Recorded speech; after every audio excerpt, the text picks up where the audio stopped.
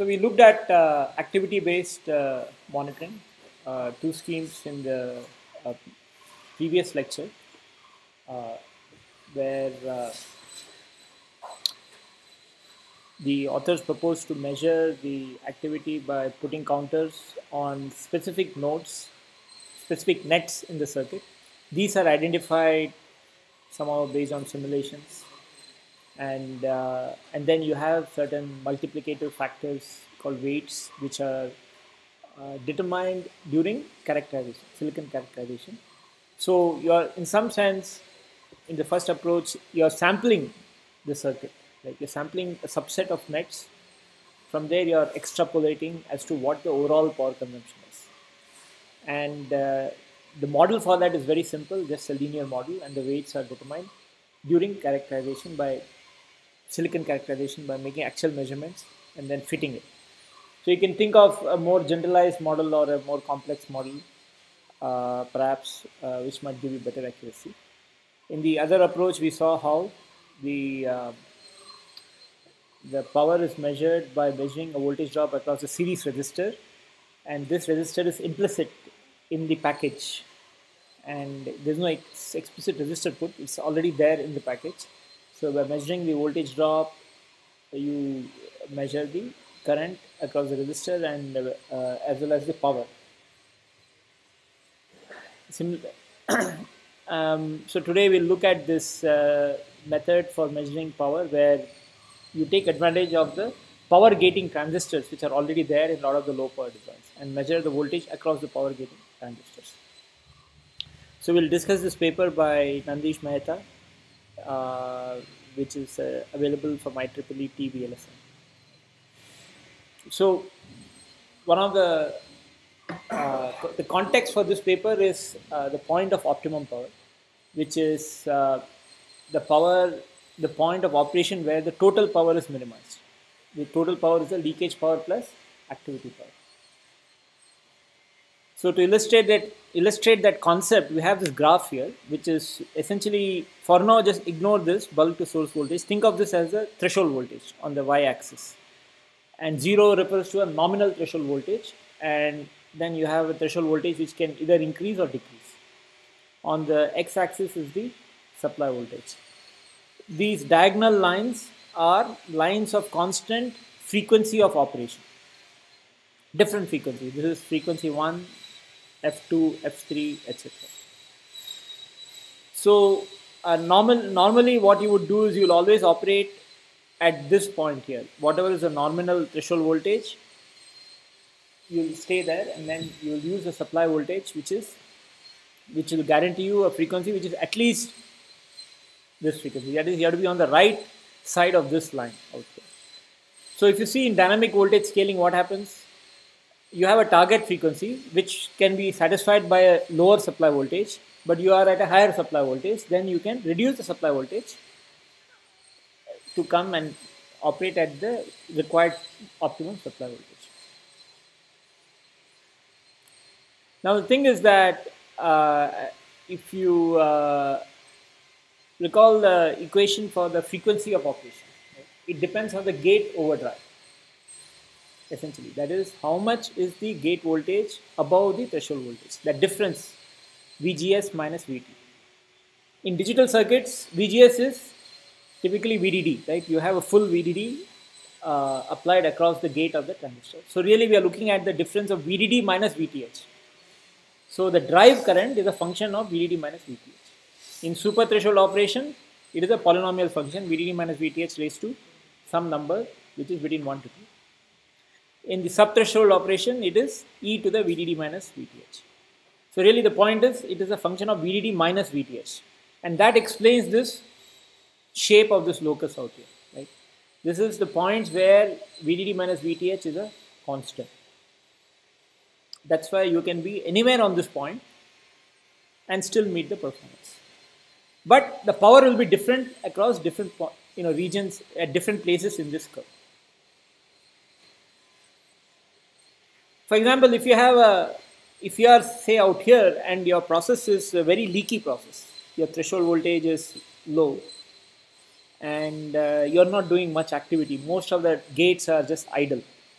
So it's a leaky process. So your power is dominated by the leakage.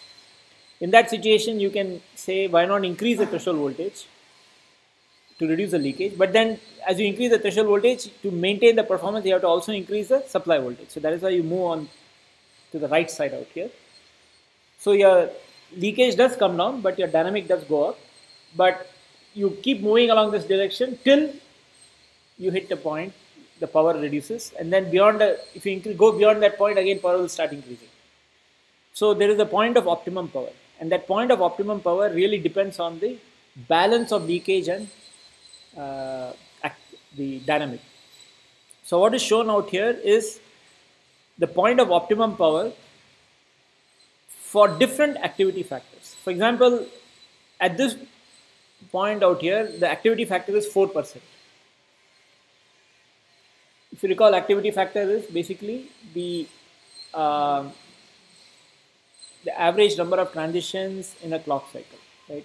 So the overall dynamic power can be represented as A CV square F. So if the activity factor goes up,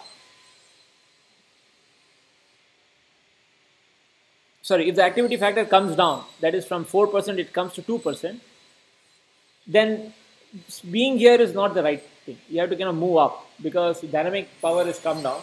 So leakage is dominating. So you want to increase the supply voltage. You want to increase the threshold voltage, and hence you have to also increase the supply voltage. And so you come to this point where the point of optimum power for higher activity is more to this side, and the point of optimum power for point of optimum power for higher activity is on this side for reduced supply voltages, whereas that for lower activities towards increased supply voltage.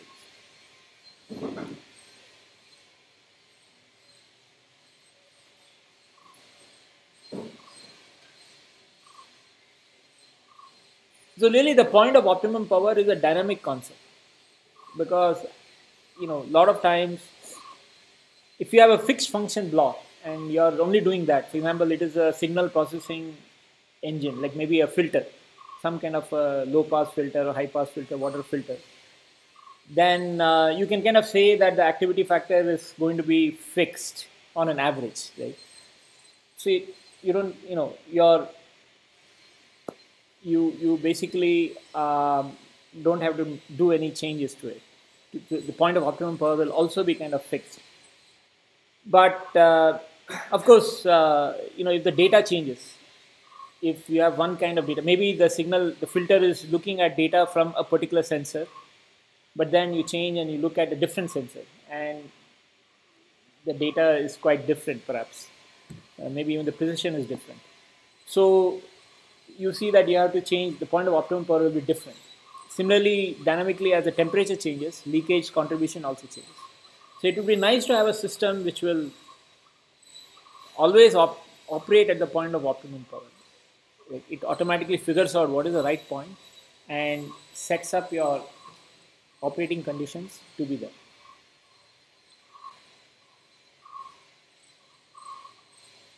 So if you see, the point of optimum power is also the minimum energy point for that frequency. Right? The point of minimum power is also the point of minimum energy when the frequency is fixed. So this is the overall system to track the point of optimum power as proposed in this paper, where you have some circuit whose you want to control the supply voltage and the threshold voltage. The electrical control of threshold can be achieved by adjusting the body bias, the body voltage of the NMOS, which is the P well, and the body voltage of the PMOS, which is the N well. So you have some circuitry which generates the appropriate voltage based on a target. You can give a control word and this thing generates that voltage. Similarly, the supply voltage is generated by a voltage regulator module, where you give a digital control word and it generates the desired voltage. So you have some circuitry to measure the power consumption, and then a control algorithm which basically hunts for the optimum setting of the supply voltage and the threshold voltage, while keeping a target frequency of operation. And as we saw, the target frequency can be measured. I mean, the frequency of operation can be measured by having, there are multiple ways we have discussed. One of the ways is to have a replica circuit or a critical path monitor circuit, which is essentially representing somehow the speed of operation of this domain block.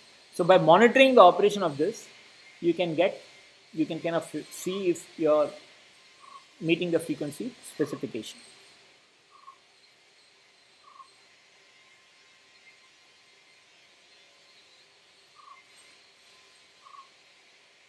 So this overall system is kind of operating in a discrete time fashion with a controller which is operating off a controller clock. One thing you have to remember is that the voltage regulator modules, they're all kind of slow to react. They will be in the kilohertz range, low kilohertz range. So the speed at which these things have to operate will be, in the range of a milliseconds, tens of milliseconds, hundreds of milliseconds, because these entities, voltage regulator modules, and these, especially the VRMs, the voltage regulators, their bandwidths are low. Also, if you look at the instantaneous current, there will be a lot of fluctuation in the instantaneous current. So you really have to work on average current values, the average power measurement or average energy measurements. So that is why these control loops will all operate very slowly compared to the rest of the circuits.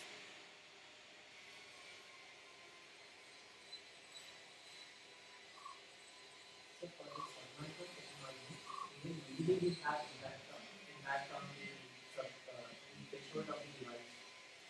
And it's like if you're moving on line upward, then VDD will actually reduce threshold. So in order to increase VDD also, according to the potential constant, we'll be making very like the bias has to be changed accordingly. So the question which is being asked is, in deep submicron processes, you have the Dibble effect, drain-induced barrier lowering, where the VDD change also impacts the threshold voltage. So how does that, what happens essentially? So if you go back out here, when I increase VDD, my speed is supposed to go up because of increased drive strength, because VDD is larger. But VDD larger also reduces the threshold voltage, which also acts in the same direction in some sense. So VDD increase helps to increase the overall performance due to two reasons. One is you have VDD has gone up in the VDD minus VTH, as well as VTH has come down. So both are going in the same direction. Now the thing is that in the deep submicron process, you have, the question is how well can you control, how much control you have on the body, on the threshold voltage through the body component. Now, from the point of view of engineering the transistor, you actually want to have less, you want to have the gate to be the only master of the channel. If you see, a lot of the non-idealities of the transistor come because there are too many people, too many cooks who are involved in controlling the channel. You have the source, you have the drain, you have the body, and you have the gate. And that is where you have all the non-idealities of the transistor coming in. So if you had a perfect transistor, then body will have no influence on the threshold voltage. Then it doesn't make sense to talk of this threshold control, electrical threshold control. And that is what happens in deep submicron. The body's effect, it's engineered to try to keep it as small as possible. So for you to get a particular change in the threshold voltage, the body voltage has to be very large. And at some point, it is not feasible anymore, or it's not practical to think of adjusting the threshold voltage through the body control voltage. Also, some of the other newer technologies like FinFET and so on will also not have, you won't be able to, because of the structure of the transistor, the body, it's not the same. It's not planar because it's vertical. You will not have access to the body. So electrically controlling the threshold voltage, how widely applicable it is kind of, it has limited applicability.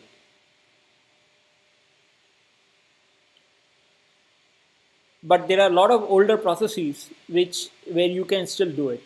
One of the things is that if you see a lot of the chips, which are sold, which are low cost and so on, and especially for these applications like embedded control, or also for Internet of Things and so on, those are chips which are not necessarily made in deep submicron.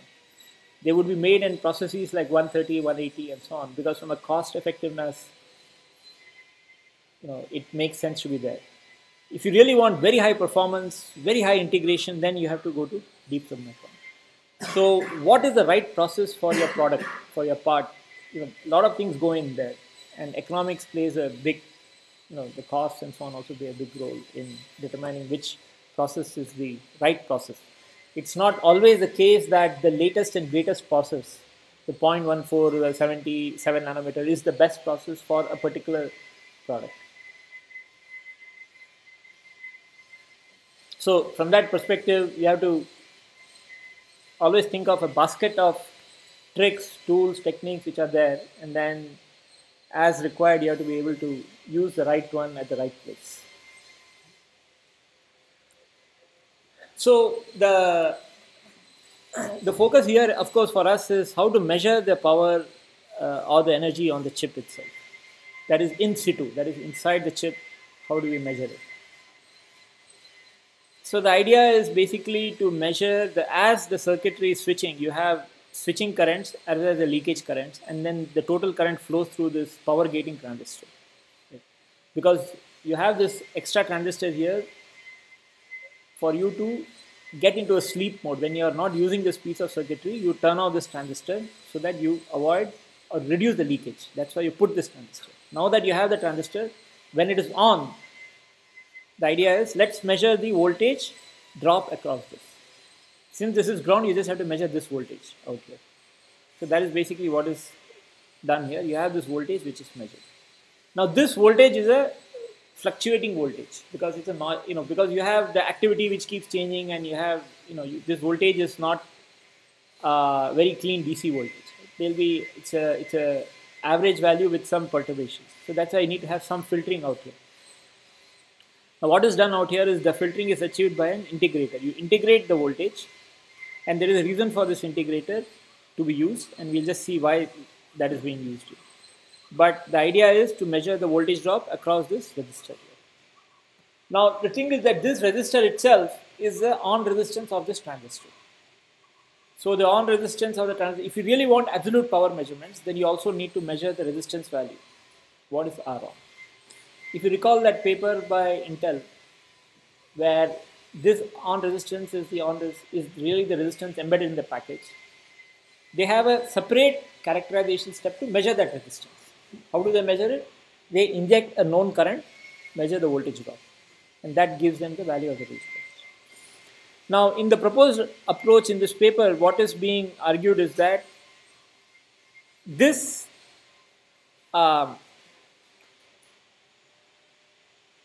this whole measurement is embedded or part of the control loop which is hunting for the minimum power. So if you can get away without having to know the absolute power but only the relative power changes, then you don't need to, you can avoid the step of measuring some of these unknowns as long as they are the same across different measurement points.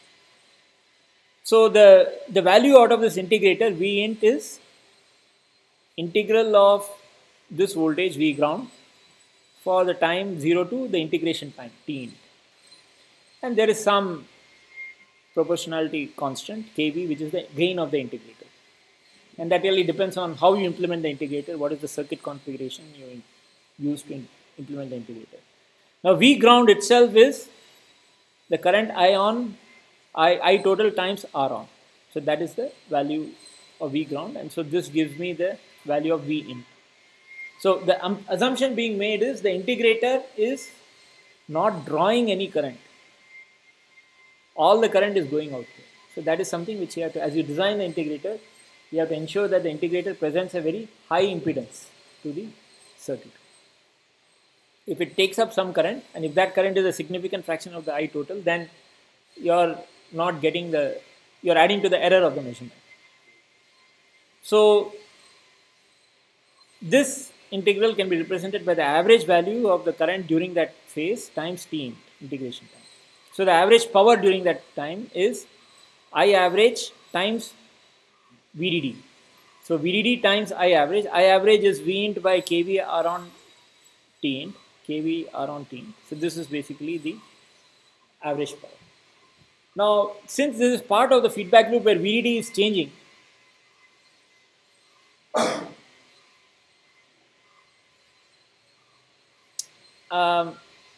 you could, so what is basically, so there are two approaches to take here. One approach is to say that I know VDD because you have a VDD which is generated from a digital code word which says for this code word generate the VDD. So you could kind of take that approach.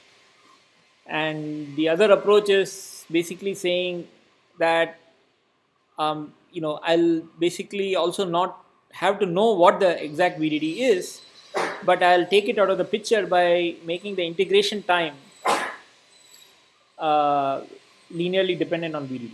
So integration time is essentially obtained by controlling T int, and T int is generated by taking some control clock and dividing it out by some number and say that is my integration time. So by making that n proportional to VDD through this proportionality, what you end up is the power average power measurement is proportional to V int. That's what you get. So just by measuring this voltage out here, you get an idea for what the this thing is. So in some sense, in a power measurement or energy measurement, you have a multiplier. Voltage and current have to be multiplied. That multiplication is being done implicitly as part of this integration. That's basically how the multiplication is being achieved.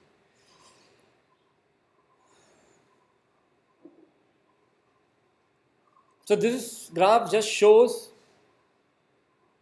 if you were to take the proposed approach of measuring V int and running your control algorithm as opposed to measuring the actual power. Suppose magically you had some other way of measuring the actual power and use that in your control algorithm. Right? In SPICE you can do that.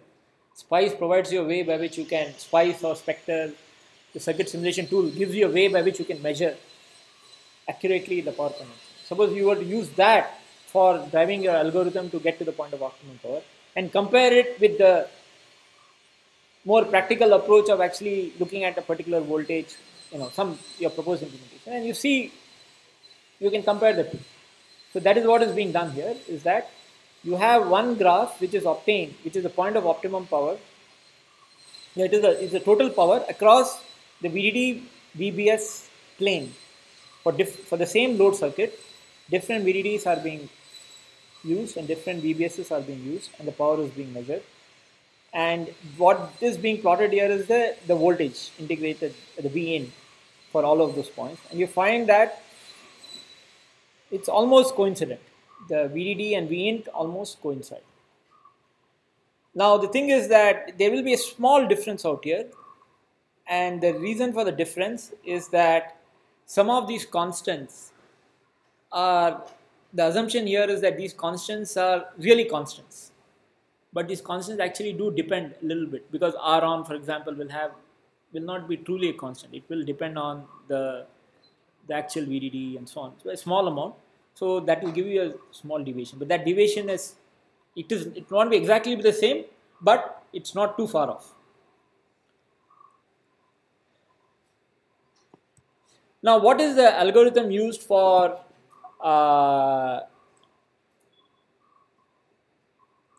so maybe instead of going through the flow chart, let us look at this, right? The control loop in action.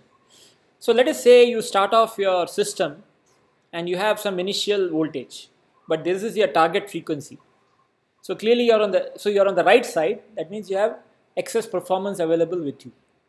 Now this is what dynamic voltage scaling does. What it does is it reduces the voltage such that you are just able to meet the target frequency.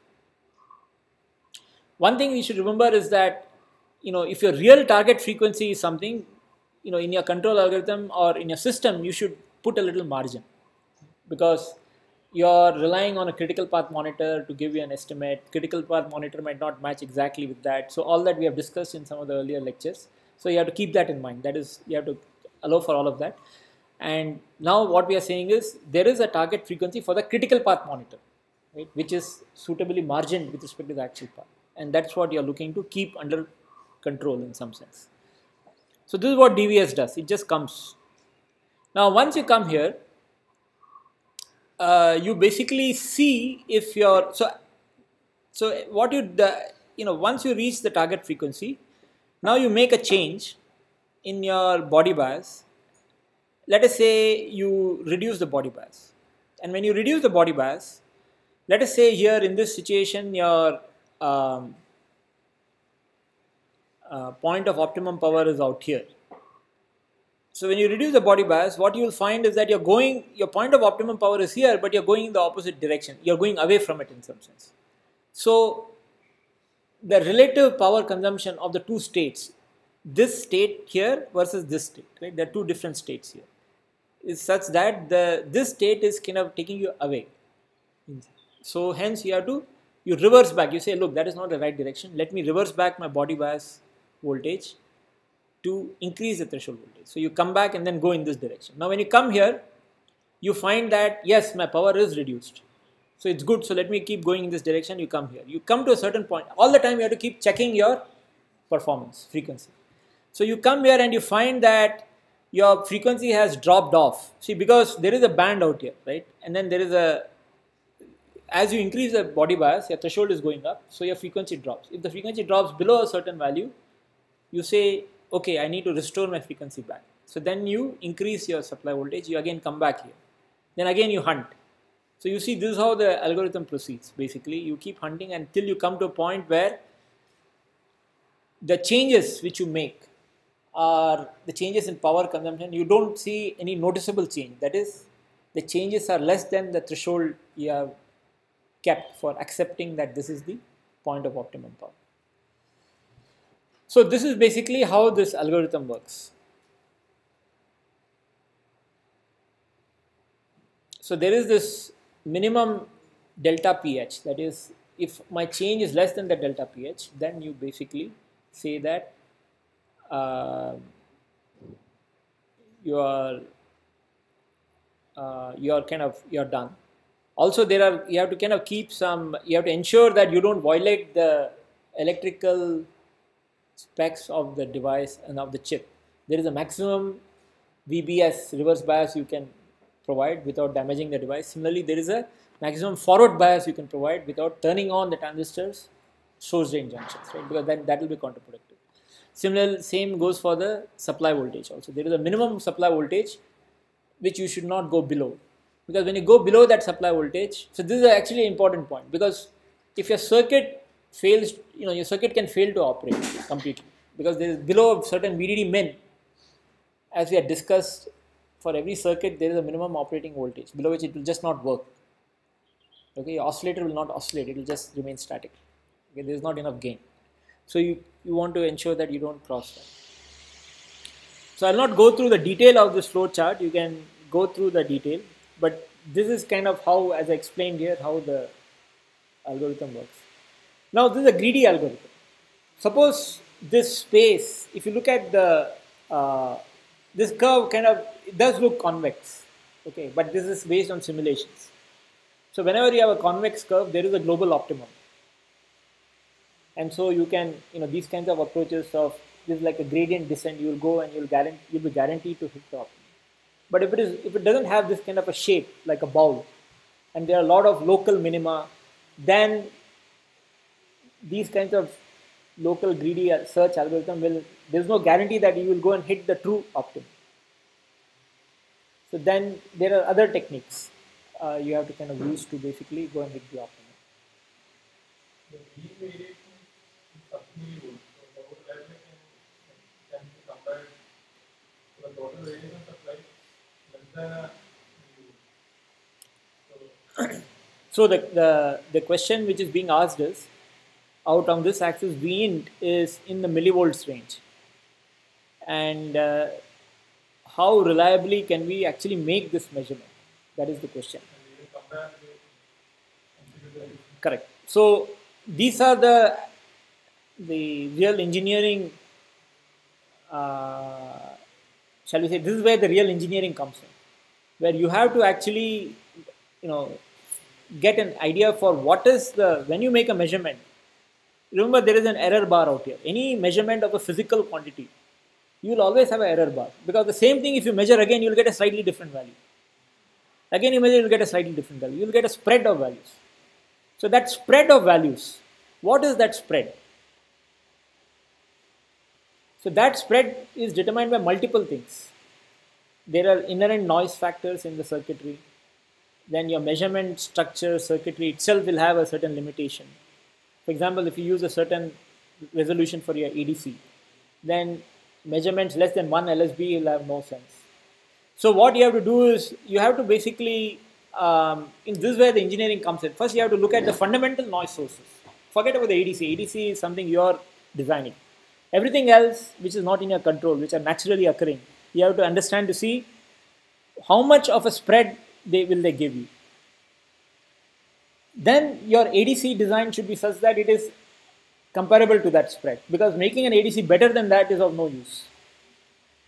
Okay. But your ADC also, you don't want to make it too coarse, because that will add to too much noise. So then you have to also ask the question, okay, that is as far as the measurement goes. But as a user, what do I really care about? You know, do I care about 1 microwatt level optimization, or 10 microwatts, 100 microwatts? You know, you will have things that also has to come into the picture. Also, the voltage regulator module which you have, or any, you know, so that will also have a certain limitation. When you command it to give a certain voltage, it will give you a voltage plus minus something. So what is that precision?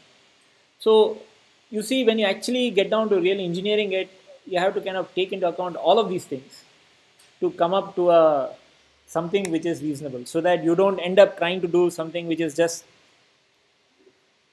you know, it might be driven purely by simulations in some sense, and might be good in ideal, but in a practical scenario, maybe it is not that useful to have, you know, made such a high precision ADC, or, you know, those kinds of things.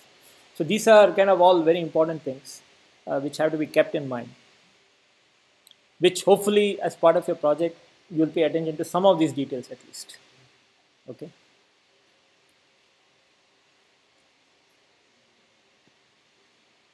So here, the circuitry which is basically used to measure the power, as we said, what this paper basically says is that by measuring this integral of this voltage, I am getting an idea for the power. So the problem has come down to measuring this voltage. Now this voltage can be measured by many different ways, and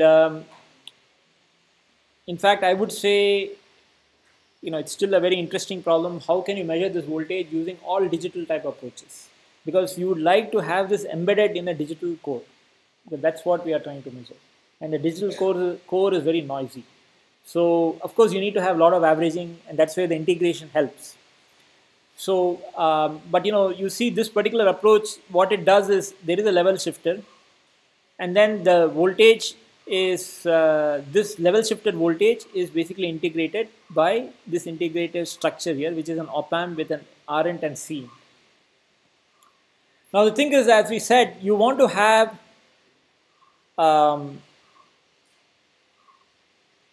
a large R-ent so that it doesn't load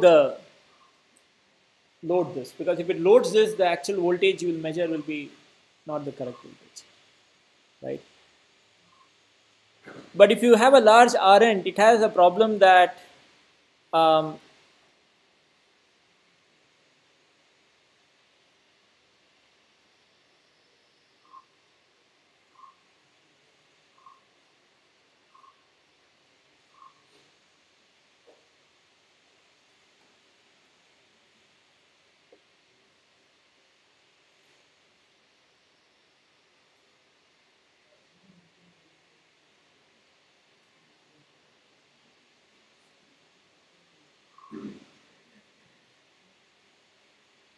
it is not very apparent from this equation here. The large R-ent has a, because P average by Ka is V-int.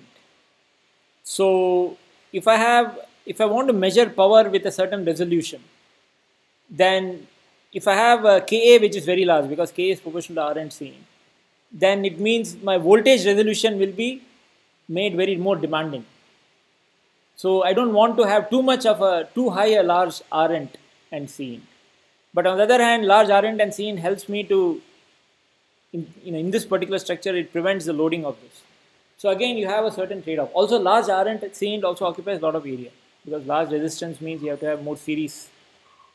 So again, you see, this is a engineering trade-off that has to be made. You have to kind of look at different aspects and then see what is the right setting. So you have this Rent, and then Rent is controllable by, this is a standard way, of having a variable resistor. You just have a bunch of resistor segments with shorting transistors, so you can decide how much to short out. Similarly, you could make Cint also variable by having a bank of capacitors. The clearing is done to clear the integrator at the beginning of the measurement, and then you integrate, the current flows in here and it gets integrated. And you make a measurement in a phase I, and that the integral value is stored in a sampling capacitor.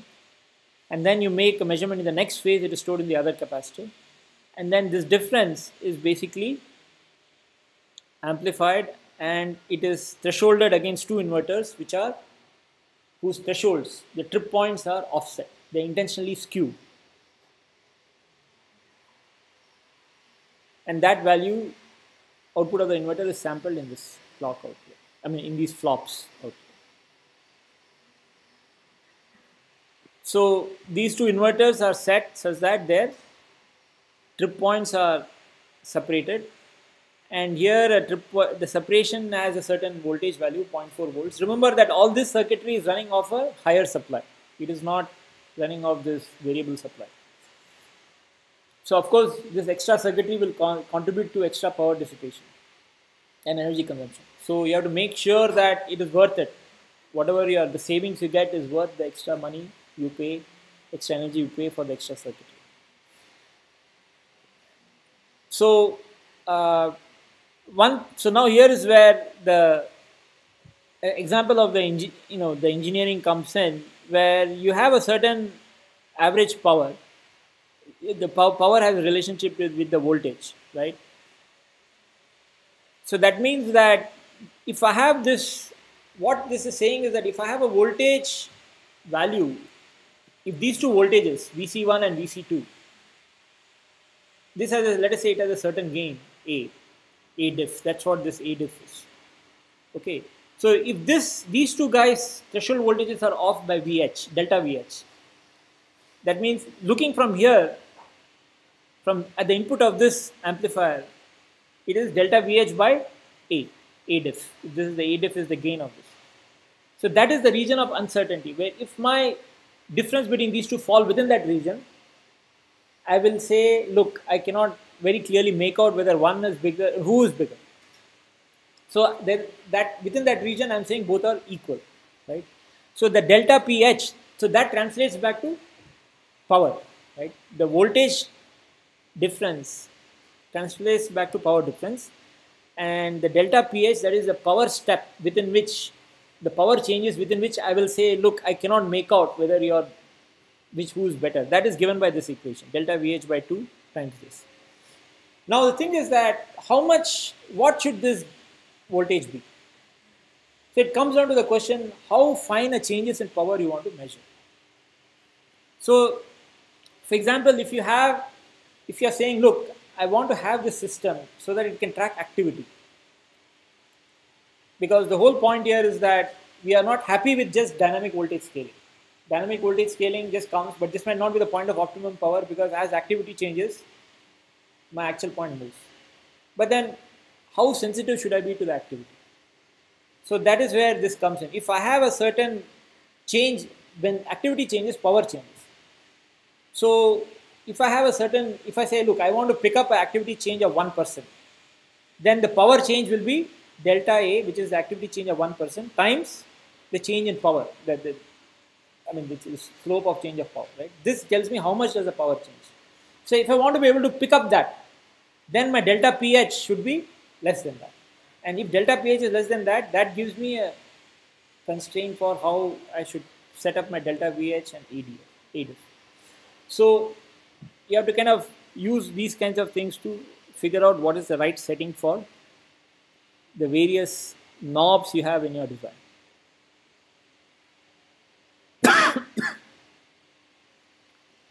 So that was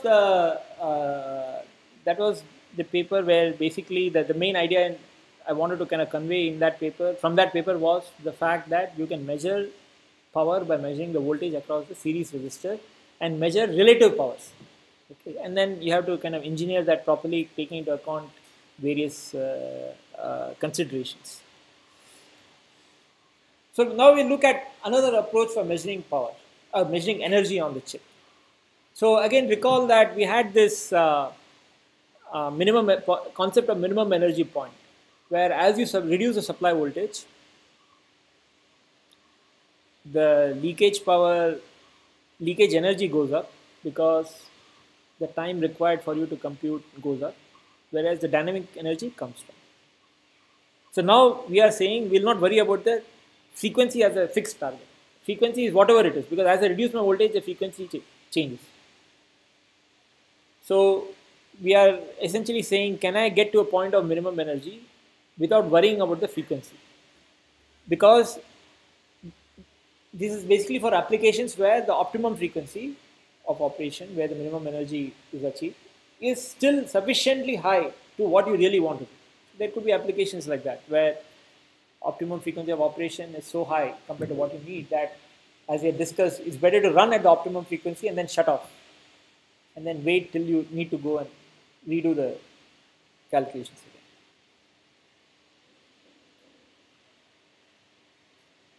So the overall system again looks like this. You have a load circuit. So this is a paper by Ramdas in JSSC, Journal of Solid State Circuits. So they have a load circuit whose voltage they want to control. So now there is no threshold control here. It's just voltage control. Okay, but I still need to get the minimum energy point. So again, there is an algorithm which what it does is it measures the energy consumption and then keeps adjusting the voltage till you get to a point where you have the minimum energy.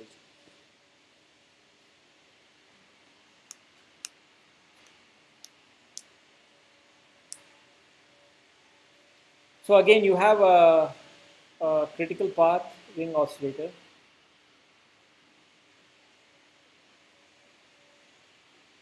Which generates a clock so that the load can run at the proper clock. And you also have the energy sensor circuitry out here, which gives you the energy per operation, which then goes into this algorithm which adjusts the reference voltage for the DC-DC converter. So based on this reference voltage, the DC-DC converter sets the supply voltage. So this is how the whole loop works.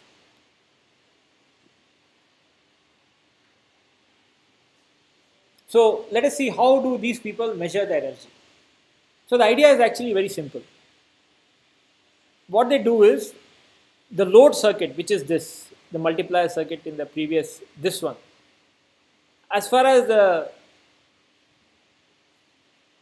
so there is a capacitance here associated with this node, which is the capacitance due to the junctions of all the transistors connected to this supply, the source transistors of all the PMOSes, wiring capacitance of the power supply, plus any explicit capacitance the designer might have put in. Like sometimes you put a lot of decoupling capacitors. So that is the total, all this capacitance, C load.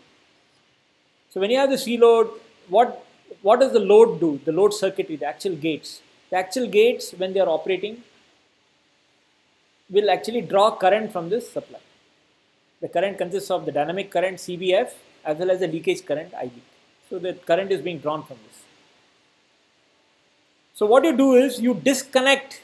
So let us say you have a particular voltage V1 at which the circuitry is supposed to operate. First you measure that voltage here in this capacitor. So this is the main capacitor, which is implicit and explicit bypass capacitance. So this is the capacitor which is there. Okay. We don't know the value of this capacitance. It is some capacitor. It's a large capacitance. We don't know the value. But you put a known fixed capacitance, small capacitor. In this paper they say 5 puff. So you sample this voltage.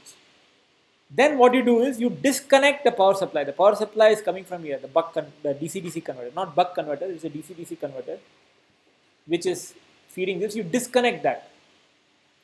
So now what you have is, and also you disconnect this. So you have sampled the value of V1 and you remove this. And now the load circuitry is being fed by just this load capacitor. So what will happen to the value of the voltage of the capacitor? The capacitor voltage will start reducing because current is being drawn and no one is feeding the current. So the value of voltage will go from V1 and it will come down to some value. So let us say, so what they say is, let us run the circuitry for n operations. So during that time, the voltage V1 will come down to V2. And after that, and then you sample that value again in another capacitor. So C1 and C2 are the same phi puff, much less than the C load. So you sample the value. So now you have the analog values V1 and V2. V1 is the voltage at the start of this measurement. V2 is the voltage at the end of this measurement. So now let us look at the equation for energy per operation. Energy per operation is, the initial energy stored in the capacitor is C load, half C load V1 square. That is the energy stored in the capacitor. The energy stored after n operations is half C load V2 square. So the energy which has been used by the circuitry is half C1 V1 square minus half C load V1 square minus V2 square. And you average it over n operations. So the energy per operation is this divided by n. So this is the equation for energy per operation. So if you take this V1 square minus V2 square, it is basically V1 plus V2 times V1 minus V2. So V1 plus V2, if you ensure that V1 and V2 are close together, so this you can approximate it by C load V1. V1 plus V2 by 2 is V1, approximately, times V1 minus V2 by n. So now you see again energy per op is proportional to V1 times V1 minus V2. So if you can measure V1 and V1 minus V2, then you have a energy per operation up to a proportionality constant. Again, in the context of this control algorithm, you don't need to know exactly in joules what the energy per operation is. You want to know, has the energy per operation reduced due to the change you made with the control algorithm, right, from before or after. So that is, again, you are looking at the relative changes. So that is why knowing it to within proportionality constant is good enough. So now V1 is the voltage generated by the controller. So there is some digital code word which goes and generates this. So you have V1 already with you. You know what V1 is. Then you have V1 minus V2. So V1 minus V2 is digitized in this fashion. You take V1 minus V2. This is integrating, you can think of it as an integrating ADC. It's a very simple ADC. What is being done is, the capacitor with the larger voltage is discharged by a current source, some fixed current source. So this voltage will start drooping linearly, it will start falling down. And this difference is just amplified here so that you can detect it by this comparator. But the idea is that when that difference in voltage, when this voltage just becomes equal to this voltage or becomes slightly less than that, the comparator will say it will trip, right? It will give a 1 out. And then you basically measure the time. You measure the time from when you start the discharge process to when these two become equal and you stop the counter. So you are measuring the time taken for this voltage to equal this voltage when it's being discharged through a constant current source. So this, if you look at the time taken is basically the charge difference, which is C1 times V1 minus V2. C1 and C2 are the same. So C times V1 minus V2 is the charge difference. That you are taking out by this sink current I sink. So the time is basically Q by I. Q is C times V1 minus V2 by I sink. That is the time.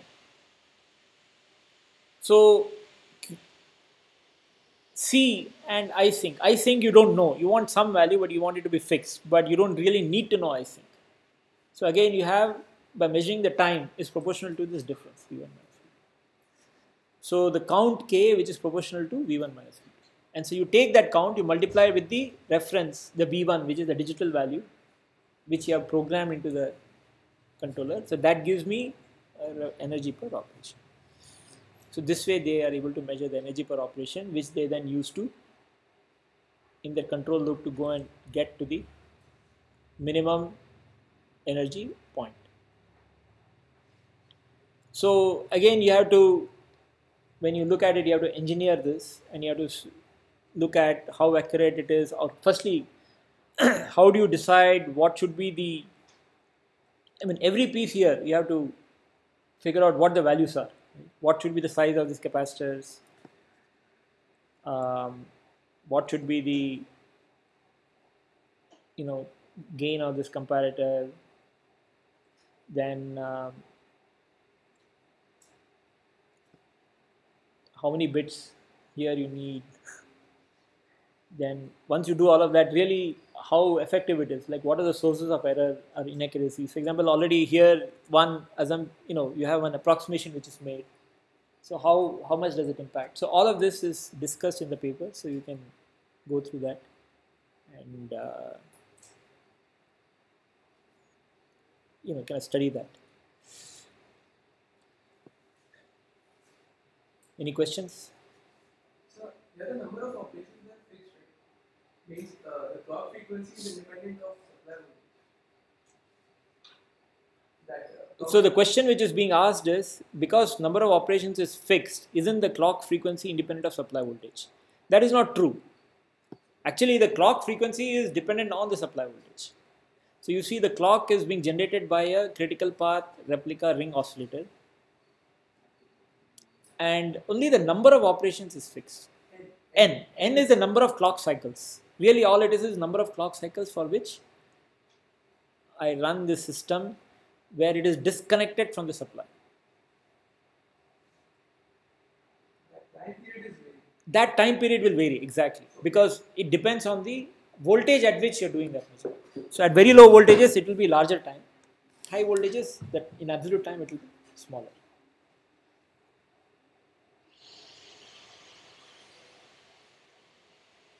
So what should that value of N be? That is also another question, as an engineering question. When you want to set it up, you have to know what is the right value of N to use. And because of that, V1 and you have no control. What is being fixed is N. And V2 is whatever V2 is at the end of N cycles. So in the next class, you will see another approach by Sagar, which we'll discuss, where the difference V1 minus V2 is fixed, but N is allowed to vary, so that you don't allow this voltage to drift too much. So otherwise, you could end up with some issues. If the voltage drops too much, then the circuit might fail.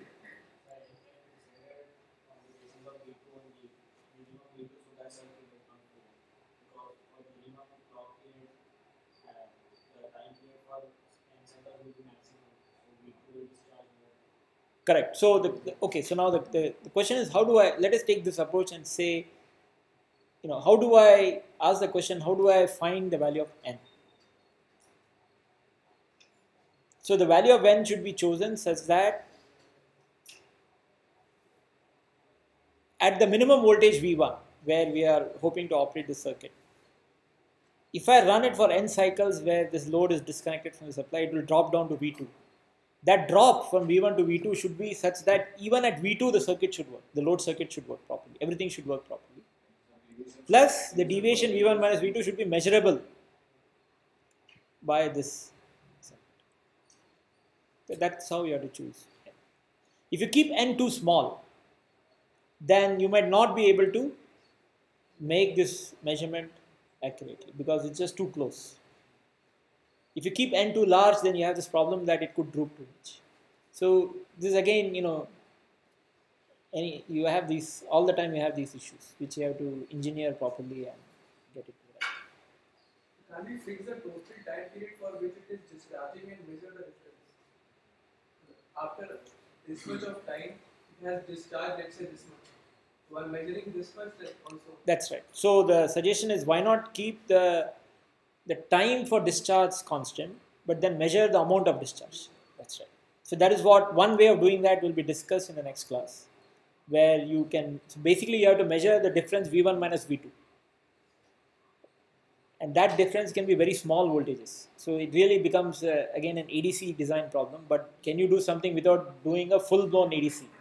So one approach will be discussed in the next class. Using the operation, the operation will be, what can do the operation? You have to also measure, when you do that approach, you have to also measure the number of operations, which is very straightforward. It's just as a counter, you count the clock cycles. If we keep, But yeah, if we keep time constant, we don't have control over the V2. V2 can drop more if at high frequency. V2 may go down. So fixed time is, we don't have control over V2. correct. The lower voltage is. That's right. So the point which is being said is, if you keep time fixed, then you don't have control over how much V2 will, where V2 will be. If the circuit is discharging too fast, then V2 could be very low, and that could be risky.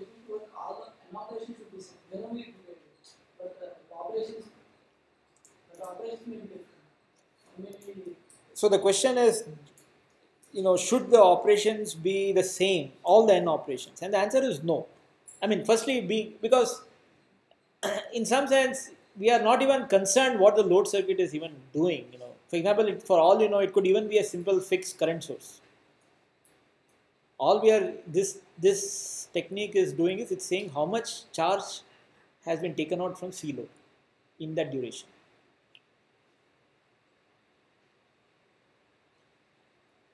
So that's basically what is being measured. So now the thing is that the measurement, when you make the measurement, the circuitry, is it the typical condition of the circuit in some sense? Right? You can ask that question.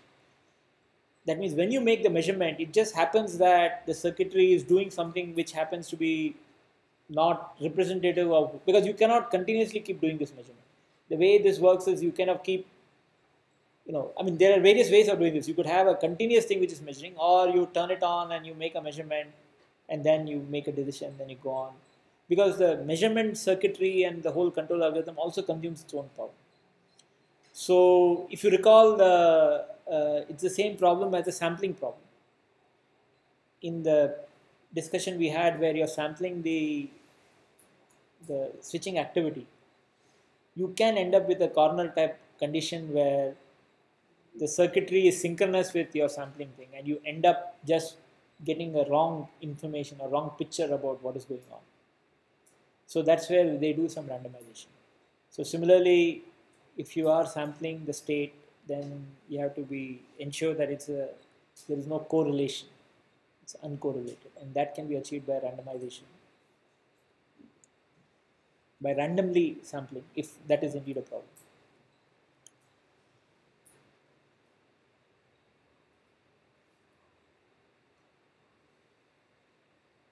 Okay.